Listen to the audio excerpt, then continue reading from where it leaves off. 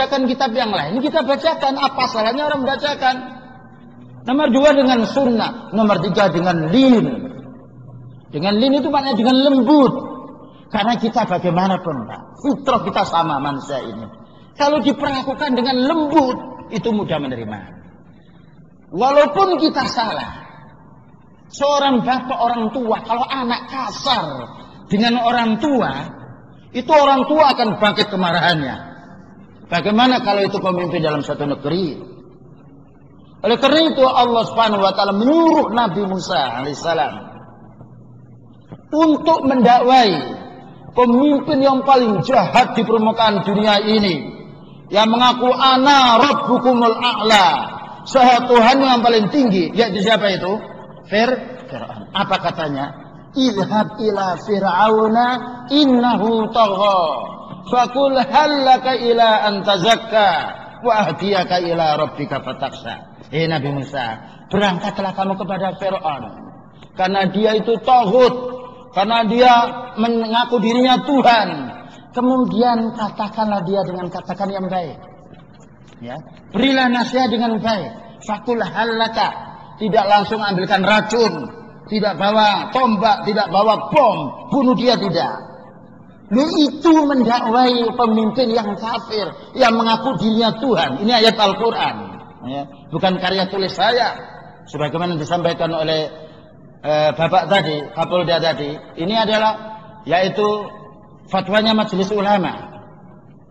Jadi orang yang begitu puncaknya kafir, itu oleh Allah Subhanahu wa taala Nabi Musa disuruh datang dengan berteman 2, yaitu Nabi Harun. Tidak dibeberkan kesalahan pemerintah di mimbar.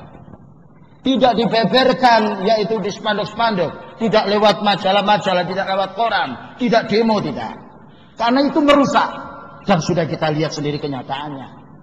Bayangkan seorang anak, kalau menasihat orang tuanya kasar, dia akan mukul dengan tangannya. Bagaimana seorang pemerintah yang itu menghadapi sekian banyak permasalahan, belum selesai sudah datang lagi. Kalau marah wajar. Oleh karena itu sebagian ulama, kadangkala rusaknya pemimpin itu karena dirusak oleh rakyatnya, karena dirusak oleh pengikutnya. Kemudian juga cara menasihati kepada pemimpin. Ini karena apa? Kami jelaskan demikian. Karena teroris itu muncul karena tidak puas dengan pemimpin menurut pendapat mereka. Ya, tidak puas dengan menurut yaitu kemauan mereka, sehingga muncul beberapa gerakan-gerakan yang sifatnya negatif. Allah berfirman, faqula lahu qawlan layyina la'allahu yatadzakkaru aw yakhsha. Wahai Nabi Musa dan Nabi Harun, berucaplah dengan perkataan-perkataan yang lembut, barangkali dengan perkataanmu itu maka dia mau membersihkan dirinya, mau menyadari dirinya atas kesalahan. Ini firman Allah Subhanahu wa taala langsung, yang itu ditulis di dalam ayat Al-Quran. Dan ini bukan untuk pemerintahan Fir'aun saja, yang begitu ganas, membunuh orang, membunuh anak-anak yang laki-laki lahir, harus dibunuh habis. Tetapi walaupun jahatnya demikian, Allah mengutus nabinya, bukan dibekali dengan bom, bukan dibekali dengan racun, bukan dibekali dengan, tapi dibekali dengan ilmu. Barangkali tidak kena Fir'aunnya, tapi kena keturunannya. Ini dakwah Islam, ya.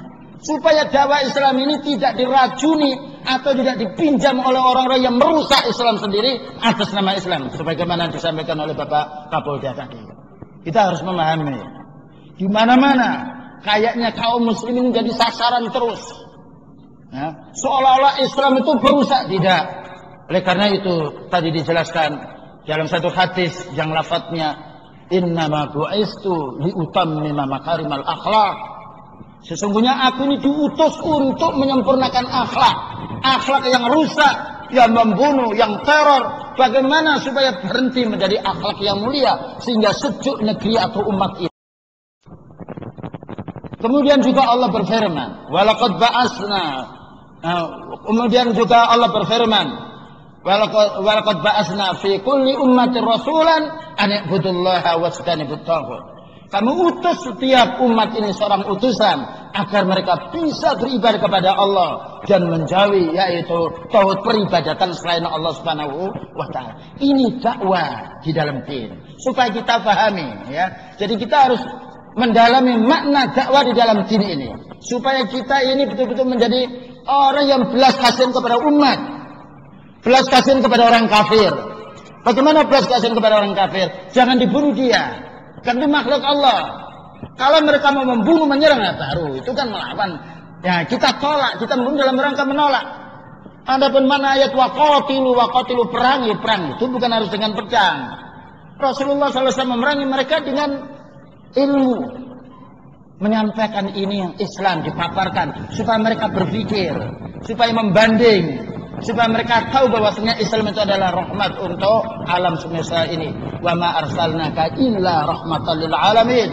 Dan tidaklah kami mengutus kepadamu wahai Nabi Muhammad sallallahu alaihi wasallam supaya melainkan di dunia ini supaya mendapatkan rahmat, bukan mendapatkan azab, bukan mendapatkan malapetaka, supaya dengan sebab diutusnya kami ini bagaimana umat yang asalnya rusak menjadi baik, yang asalnya zalim menjadi adil, yang asalnya musyrik menjadi tauhid, yang asalnya bid'ah menjadi mengikuti sunnah, didakwai, diberi nasihat, dan Allah Subhanahu wa taala menurunkan Al-Qur'an serta mengutus Rasulullah sallallahu alaihi wasallam untuk perkara yang mulia ini.